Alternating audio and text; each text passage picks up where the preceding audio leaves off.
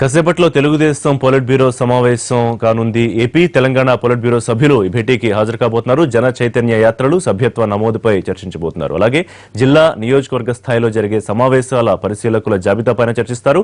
పూర్తి డీటెయిల్స్ మా correspondent PMR live లో అప్డేట్ చేస్తారు. పిఎంఆర్.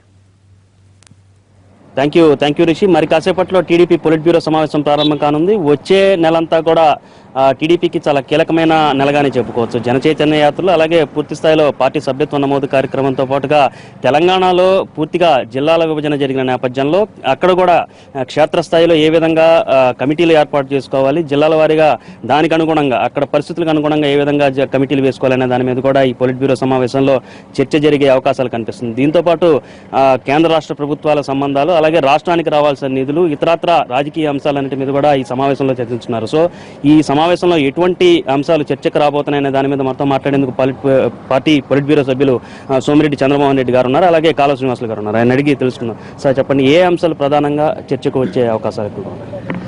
ప్రధానంగా మాకు పార్టీ పుట్టినప్పటి నుంచి ఒక క్రమశిక్షణ, ప్రతి 2 సంవత్సరాలకు ఒకసారి సభ్యత్వ కార్యక్రమం జరిగేది. భారతదేశంలో బహుశా ఏ రాజకీయ పార్టీ కూడా ఎంత డిసిప్లైన్డ్గా మెంబర్షిప్ కార్యక్రమం జరగదు.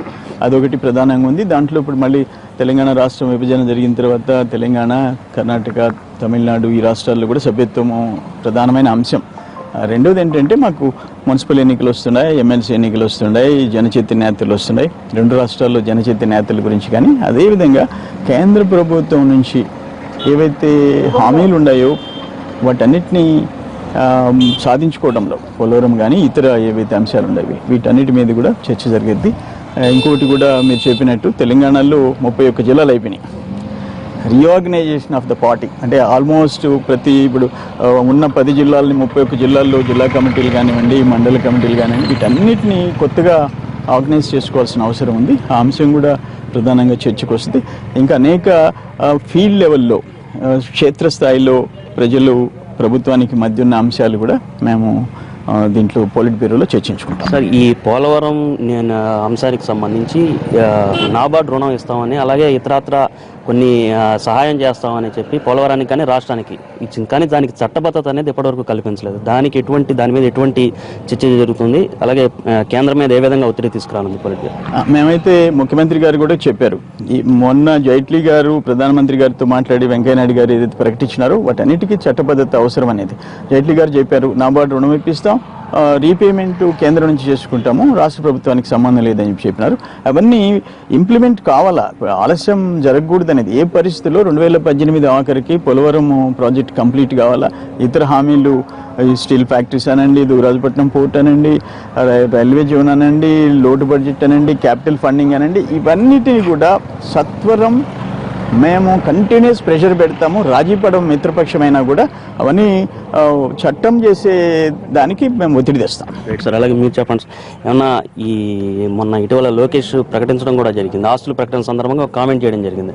మంత్రివర్గంలోకి రావాలి అంటే ఏదన్నా పొలిట్ బ్యూరోలో చర్చిస్తారు, పార్టీలో చర్చిస్తారని. సో ఆ దిశగా ఏమన్నా మంత్రివర్గ విస్తరణకు సంబంధించి కానీ ఇతరత్ర అంశాలకు సంబంధించి ఏమన్నా చర్చ జరిగే అవకాశం ఉంది? సాధారణంగా పాలిట్ బ్యూరో సమావేశాల్లో మంత్రివర్గ విస్తరణ లేదా ఎవరిని మంత్రివర్గంలోకి తీసుకోవాలనేది చర్చించకూడదు. ఎందుకంటే అది ముఖ్యమంత్రి గారి విచక్షణాధికారానికి సంబంధించిన అంశం కాబట్టి సాధారణంగా ఒకవేళ పాలిట్ బ్యూరో ఒక అభిప్రాయాన్ని పార్టీ అధ్యక్షుల వారికి చెప్పాలి అనుకున్నప్పుడు తప్పకుండా చెప్పచ్చు, చెప్పడంలో తప్పులేదు. కానీ అంతిమంగా ముఖ్యమంత్రి గారు తన విచక్షణాధికారాలను ఉపయోగించుకొని తన మంత్రివర్గంలో ఎవరు సభ్యులుగా ఉండాలి, ఎవరికి ఏ బాధ్యతలు అప్పచెప్పాలి ప్రభుత్వ పరంగా అనేది ముఖ్యమంత్రి గారు నిర్ణయం తీసుకుంటారు. పాలిట్ బ్యూరో కెన్ రికమెండ్, అంటే ఫలానా ఈ పని చేస్తే పార్టీ బాగుంటుంది, లేకపోతే మన ప్రభుత్వానికి మరింత మంచి పేరు వస్తుందని చెప్పడంలో తప్పులేదు. అలాగే ఇతర విషయాలు ఏ అంశాలు ప్రధానంగా ప్రస్తావనకు రానున్నాయి ఈరోజు?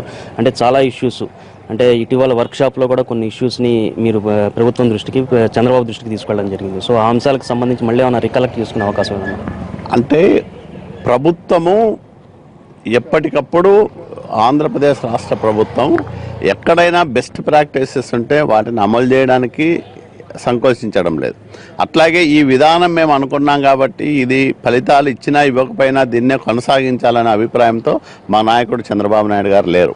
కాబట్టి ఎవరైనా సరే మంచి సలహా ఇస్తే దాన్ని స్వీకరిస్తున్నాం. మొన్న 3 రోజుల వర్క్షాప్లో స్వీకరించాం. అంతకుముందు శాసనసభ సమావేశాల్లో బడ్జెట్ సమావేశాల సందర్భంగా ఆయా వర్గాలకు సంబంధించిన శాసనసభ్యులందరినీ కూర్చోబెట్టి 2-3 రోజులు కూర్చోబెట్టి ఆ బీసీలకు ఇస్తున్న పథకాలు ఏ విధంగా అమలు అవుతున్నాయి, ఇంకా ఎలాంటి మార్పులు తీసుకురావాలా, అట్లాగే దళితుల సంక్షేమానికి అభివృద్ధికి మనం ఏమేమి చర్యలు తీసుకుంటున్నాం, వాటిలో ఎట్లాంటి మార్పులు రావాలి, ఇవన్నీ కూడా విస్తృతంగా చర్చించి కొన్ని మార్పులు చేర్పులు చేసుకొని మరింత సమర్థంగా ప్రభుత్వ పథకాలని అమలు చేయాలి, అవి ప్రయోజనకరంగా మారాలి అనే ఉద్దేశంతోనే ఎప్పటికప్పుడు పార్టీ కూడా ఒక డైరెక్షన్ ఇస్తూ ఉంది. అట్లాంటి అనేక సలహాలు సూచనలు మేము 2 సంవత్సరాలు అవుతుంది ప్రభుత్వ పనితీరును ఒకసారి అంటే ఎన్నికల్లో మేము హామీలు ఇచ్చాం, ఆ హామీల అమలు ఏ విధంగా జరిగింది, అట్లాగే ఇంకా ఏమేం చేయాలి, ఇంకా మిగిలిపోయిన హామీలను ఏ విధంగా నెరవేర్చాలి, ఇవన్నీ కూడా చర్చిస్తాం ఈరోజు. Thank you. సో మొత్తం మీద ఈ అంశాలన్నింటి మీద కూడా చర్చిస్తామని చెప్తున్నారు. ప్రధానంగా చూసుకుంటుంటే పొలిట్ బ్యూరోలో అయితే దీనికి సంబంధించిన ఏదైతే మంత్రివర్గ విస్తరణకు సంబంధించి చర్చ అయితే జరగదు, కానీ ఒక సూచన లాంటిది పొలిట్ బ్యూరో సభ్యుల నుంచి ఒక సూచన లాంటిది చేసే అవకాశాలు ఉంటాయి అనే అంశాన్ని ఆయన చూశాయిగా చెప్పడం కనిపిస్తుంది. సో ఓవరాల్గా చూసుకుంటా ఉంటే పార్టీ సంస్థాగత నిర్మాణానికి సంబంధించి భవిష్యత్తులో దీనికి సంబంధించి ఏదైతే జన చైతన్య యాత్రలు కానీ అలాగే సభ్యత్వ నమోదు కార్యక్రమం మీద పూర్తి స్థాయిలో చర్చిస్తాం. అలాగే తెలంగాణ గ్రామ స్థాయిలో కూడా ఏ విధంగా బలోపేతం చేయాలనే దాని మీద కూడా చర్చిస్తామని చెప్తున్నారు. Over to studio. Thanks VMR.